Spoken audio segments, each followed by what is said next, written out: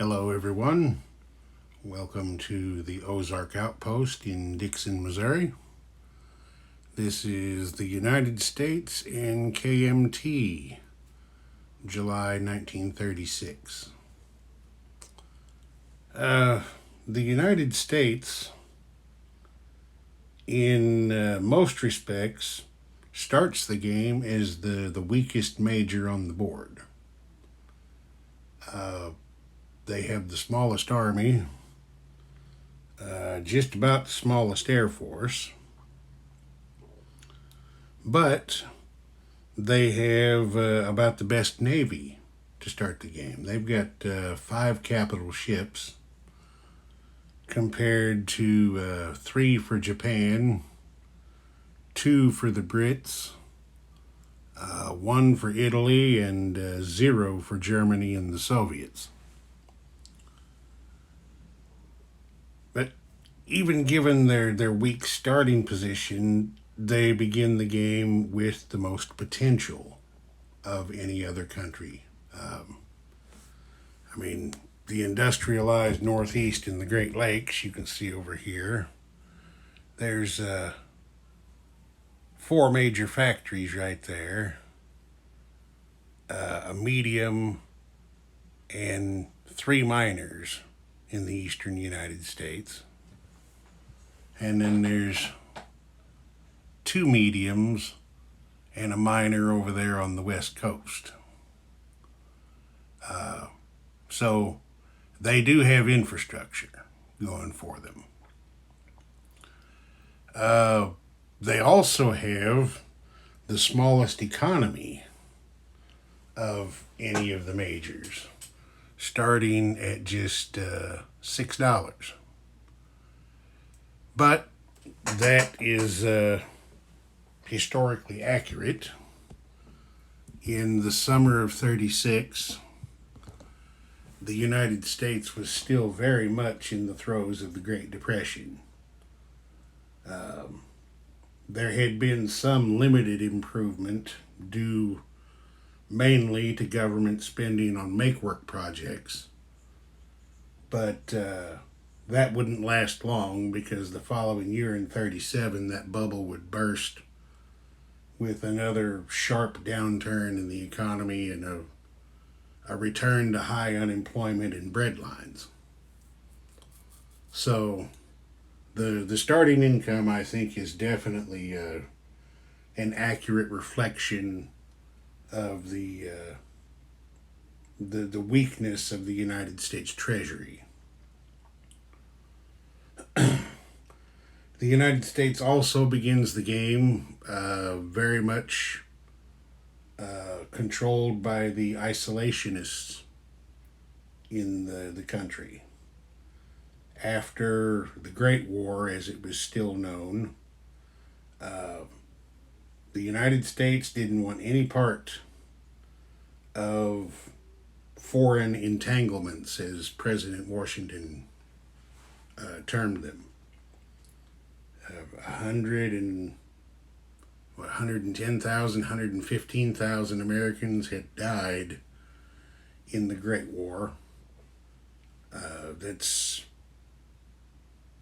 relatively minor compared to the European combatants, but the horror of that experience, I think, is amplified if you consider the fact that the American Army was really only involved in major combat action for about the last 5 months of the war. 110, 115,000 guys being killed in 5 months, that's going to shake your foundation. So the American people didn't want any part of the goings on in Europe. I think that is also reflected in their starting position. So let's get into this. The United States started with $6. Which you can see there, their bank is empty. they've decided to spend that $6 on a factory upgrade. They're going to take and upgrade that medium in San Francisco to a major factory. They need a major factory on the West Coast, and that will give them 5 majors and 5 tech roles every turn. That's something that's going to be important to them to help them play catch up once they actually get into the action. The Kuomintang, Chiang Kai-shek's boys, the KMT, also started with 6, which you can see they have spent on 2 cavalry. I forgot to put a chip under there, but that is actually 2 cavalry. So there's 4 tech chips there, so let's get to rolling those and see what we get here. The United States is going to go for jet fighters first. They need an 8 for that. They got a 9. I'll just do them all at once. They're also going to do heavy bombers. They need a 9 for that. They got a 12, 2 for 2. Long-range aircraft. They need a 7 for that.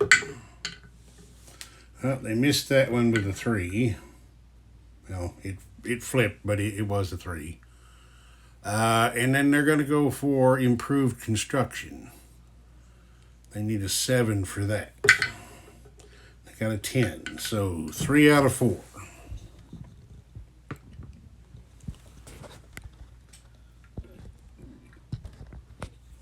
Like that.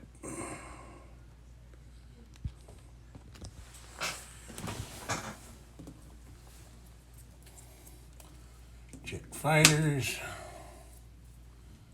heavy bombers, long-range aircraft, and they missed on improved construction. That long-range aircraft has gotten pretty crowded up there. Everybody wants that one. Well, the United States, of course, isn't going to have any combat moves. They're not going to have any non-combat moves either. Everything's just going to stay the same for them. No problems down there in Panama they need to worry about. KMT is not going to have any combat moves either. But Chiang Kai-shek is going to start preparing to go in here and tell Chairman Mao what he thinks of him. So we're going to have a couple of non-combat moves. However, I discovered something else that I have forgotten. On the Soviet CCP turn, at the end, I forgot to give the Chi-Coms generation roll for a militia. I think it's, let me look at the rules real quick to make sure I say this right. Be right back. Okay, I verified that, yes. I forgot to give them a recruitment roll. It's similar to a partisan roll.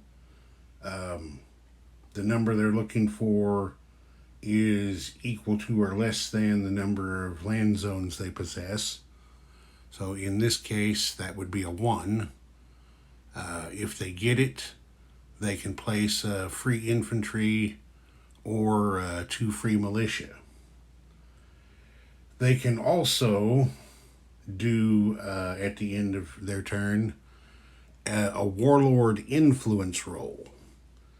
They can try to roll to bring a warlord in any land zone adjacent to one of theirs, over to their side by again rolling a number equal to the number of zones they possess.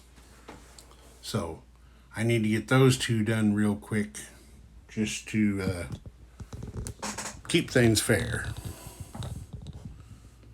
So there's a die right there. The recruitment roll, looking for a 1. Didn't get it. The influence roll, they're going to try to influence that guy right there in Xinghai. That one right there.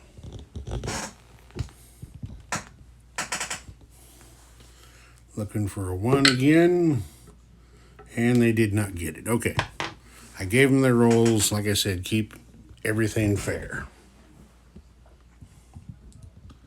So Chang is going to move these 2 infantry into here. He's also going to move these 2 infantry into here. There is a very, very small corridor. I don't know if you can see it right there, that connects to this zone and allows him to do that.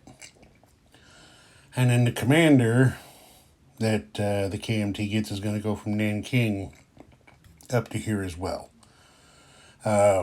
That's already way crowded, so I'm going to get a marker in there and move everybody to a task force card, but I'll do that when I'm finished. I'm not going to bore you with that.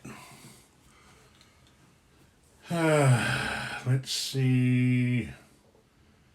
Looks like place units is what's next. Of course, the United States is going to change their factory. Those infantry will go on the task force card for KMT. And there's nothing in the place units box for the Americans. They didn't do anything, so everybody's income's going to stay the same. They'll both have 6 to spend on their next turn. So this is going to be it for 1936. When we come back, it'll be January 37. This is the Ozark Outpost. Over and out.